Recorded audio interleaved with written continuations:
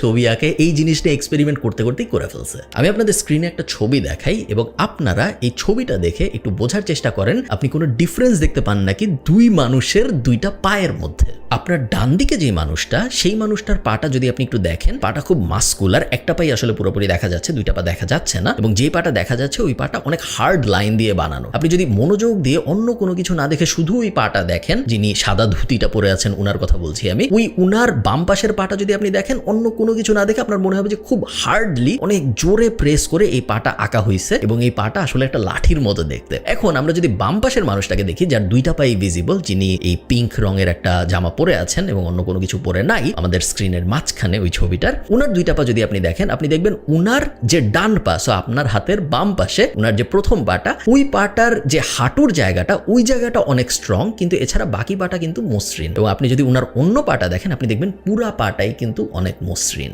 আচ্ছা, দুই পায়ের কম্পারিজন কেন দিলাম? তার কারণ একটা পা এঁকেছে লিওনার্দো দা ভিঞ্চির গুরু, যার দোকানে লিওনার্দো দা ভিঞ্চি কাজ করতো, যেটা হার্ড লাইন দিয়ে আঁকা, এবং অন্য পাটা আপনার স্ক্রিনের মাঝখানে যে ছিল, যার দুইটা পাই ভিজিবল ছিল, ওই পাটা এঁকেছে লিওনার্দো দা ভিঞ্চি। এবং আপনারা খুব ক্লিয়ারলি বুঝতে পারতেছেন, একটা খুব হার্ড লাইন কলম দিয়ে জোরে চেপে আঁকা, আর একটা খুব আস্তে করে আঁকা, যেন অনেক ন্যাচারাল মনে হয়। আমার আপনার কাছে মনে হইতে পারে যে কলম একটু জোরে চাপ দিয়ে আঁকছে, কলম একটু কম জোরে চাপ দিয়ে আঁকছে, আমাদের কি যায় আসে, দুইটাই তো মোটামুটি সেম, দুইটাই পা। বাট আর্টিস্টদের কাছে ইটালিতে ওই